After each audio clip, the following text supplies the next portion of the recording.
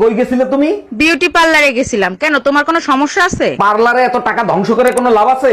আর এত দেরি হলো কেন? পার্লার থেকে আসার সময় একটা ইন্স্যুরেন্স করে আসছি। এইটা ভালো কাজ করছো, তুমি মরলে কিছু টাকা পাওয়া যাবে। আমার না, তোমার ইন্স্যুরেন্স করছি।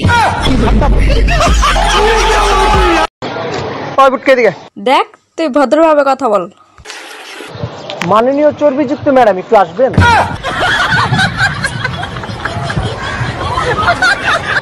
এই খান সাহেব তোমাকে পিটাইছে কেন? কি করছো তুমি? তুমিই তো বলছিলা খান সাহেবের বউজানি তোমার সাথে দেখা করে। বলছি, তার জন্য তো তোমাকে মারতে পারে না। কি করছো সেটা বলো। আমি শুধু খান সাহেবরে বলছি, মিসেস খান কি আছে?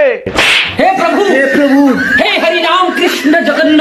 রোজা রাইখে এই গরমের ভিতর কই গেছিলে তুমি? নিচে গেছিলাম, পাকা বেল বিক্রি করতেছে, তাই 2টা বেল কিনে নিয়ে আসলাম। এটা খুব ভালো কাজ করছো, ইফতারিতে বেলের শরবত খাওয়া যাবে। গন্ধ শুকলে কি আর বুঝতে পারবা? টিপ দিয়ে দেখো পাকা কিনা। हम इसका पति है, हमको सिर्फ फांसी का सजा चाहिए। এই দেখো না, নতুন গেঞ্জি কিনে আনলাম, কিরকম ছোট হয়ে গেছে। তো ফিরত দিয়ে নতুন ড্রেস আনো। না, একবার নিয়ে এসছি, আবার ফেরত দিয়ে আসবো। থাক। তোমার এই এক বাজে স্বভাব।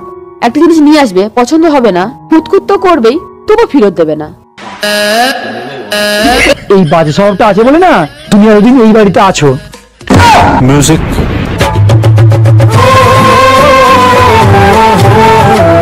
এই টুম্পা, রিমোটে কাজ করে না, নষ্ট হয়ে গেছে নাকি? আরে না, নষ্ট হয় না। হাতের উপরে 3টা বাড়ি মারো, দেখবে ঠিকই চলবে।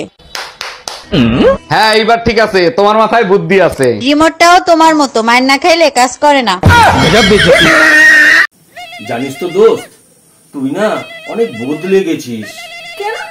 আগের মতো মুরগি করতে পারিস না বলে কষ্ট হয় নাকি?